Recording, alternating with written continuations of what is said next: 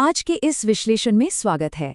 आज हम बात करने वाले हैं उत्तर प्रदेश के उस हिस्से की जो इतिहास और संस्कृति से लबालब भरा हुआ है, हमारा आगरा मंडल।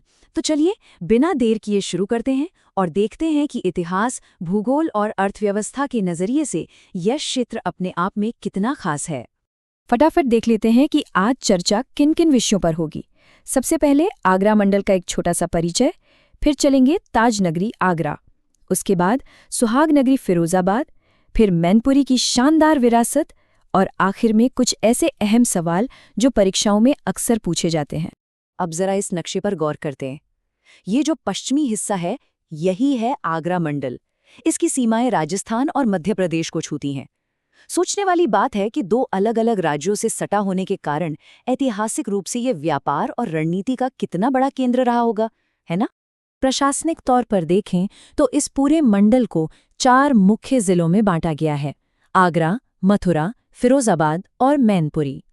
आज के इस डीप डाइव में हमारा फोकस मुख्य रूप से आगरा, फिरोजाबाद और मैनपुरी पर रहेगा, ताकि इन जिलों के ऐतिहासिक और आर्थिक पहलुओं को और बेहतर ढंग से समझा जा सके। तो शुरुआत करते हैं मुख्य जिले यानी आगरा से। इस मैप में साफ देखा जा सकता है कि आगरा किस तरह मथुरा, हाथरस, एटा और फिरोजाबाद से घिरा हुआ है। और हाँ, राजस्थान और मध्य प्रदेश के बॉर्डर्स तो हैं ही। यमुना नदी के किनारे बसा ये शहर सच कहा जाए तो सदियों से इस पूरे इलाके की धड़कन रहा है।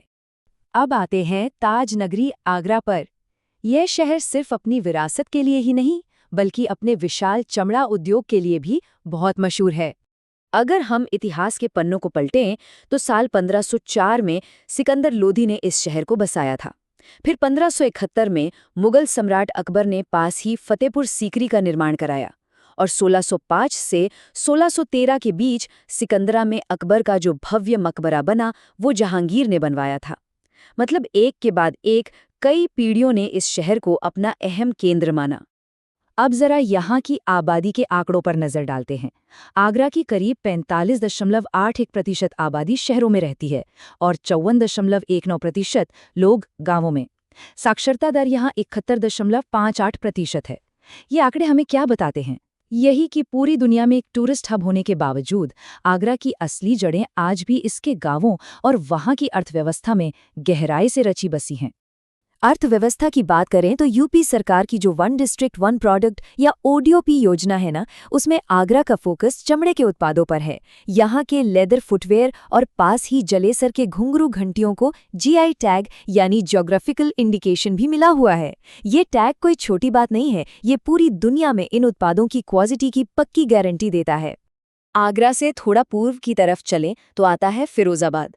यमुना किनारे बसा ये जिला आगरा, एटा, मैनपुरी और इटावा के साथ अपनी सीमाएं साझा करता है।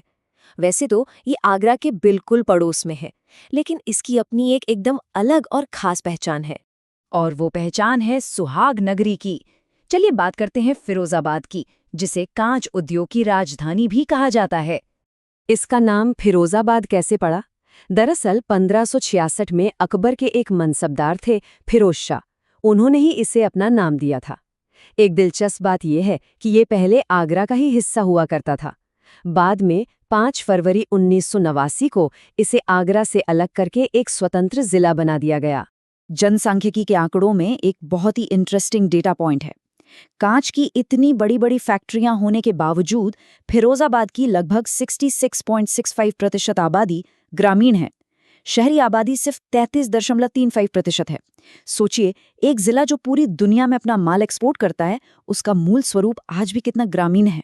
और जैसा कि हम सब जानते हैं, यहाँ की अर्थव्यवस्था की रीढ़ है कांच का काम। ओडीओपी योजना हो या जीआई टैग, दोनों ही यहाँ के कांच के उत्पादों और खास तौर पर चूड़ियों को मिले हुए हैं। ये कोई आज का काम नहीं है, बल्कि करीब 200 सालों से चला आ रहा यह उद्योग यहाँ के लाखों लोगों की रोजी रोटी का सबसे बड़ा जरिया है। चलिए अब आगे बढ़ते हैं हमारे अगले पड़ाव मैनपुरी की तरफ। मैप पर देखा जा सकता है कि इसकी सीमाएं फर्रुखाबाद, कन्नौज, इटावा, फिरोजाबाद और एटा से लगी हुई हैं। काली और ईसन नदियों के आसपास बसा ये पूरा इलाका अपनी अनूठी संस्कृति के लिए बहुत जाना जाता है। तो अब नजर डालते हैं मैनपुरी की शानदार विरासत पर, जिसे ऋषियों और कला की भूमि भी कहा जाता है। मैनपुरी का इतिहास काफी पुराना है। प्राचीन काल में इसे महर्षि च्यवन की तपोभूमि माना जाता था। फिर 1801 का वो दौर आया जब अवध के नवाब ने इसे ईस्ट इंडिया कंपनी के हाथों सौंप दिया।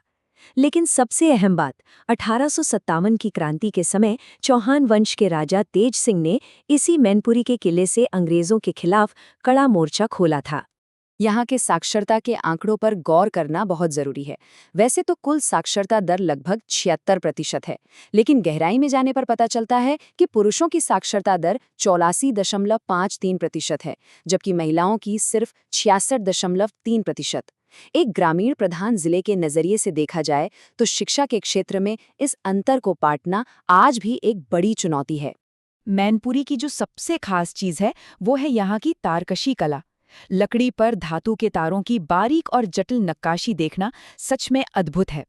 इस शानदार कला को न सिर्फ ओडीओपी में शामिल किया गया है, बल्कि इसे जीआई टैग भी मिला है, जो इसकी अहमियत को कई गुना बढ़ा देता है। चलिए अब इस विश्लेषण के आखिरी हिस्से की तरफ चलते हैं, जहां हम आगरा मंडल से जुड़े कुछ ऐसे सवालों को देखेंगे जो अक्सर प्रतियोगी परीक्षाओं में आते हैं।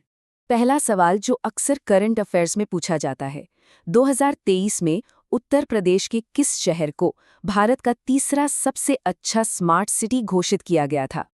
और इसका सही जवाब है आगरा। जी हाँ, आगरा को स्मार्ट सिटी कॉन्क्लेव में 6 अलग-अलग अवार्ड्स भी मिले थे। ये बताता है कि आगरा अब सिर्फ ताजमहल या पुराने स्मारकों तक ही सीमित नहीं है, बल्कि एक हाईटेक स्मार्ट सिटी के रूप में भी बहुत तेजी से उभर रहा है।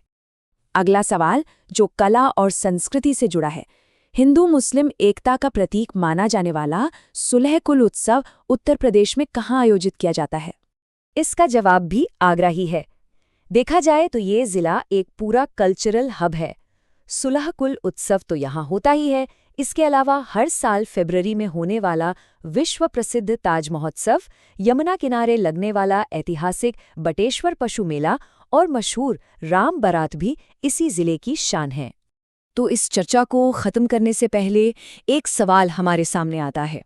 फिरोजाबाद का कांच उद्योग और मैनपुरी की तारकशी जैसी जो हमारी ये पुरानी और पारंपरिक शिल्प कलाएं हैं, ये आज की तेजी से बदलती ग्लोबल इकोनॉमी में खुद को कैसे टिकाए रखेंगी?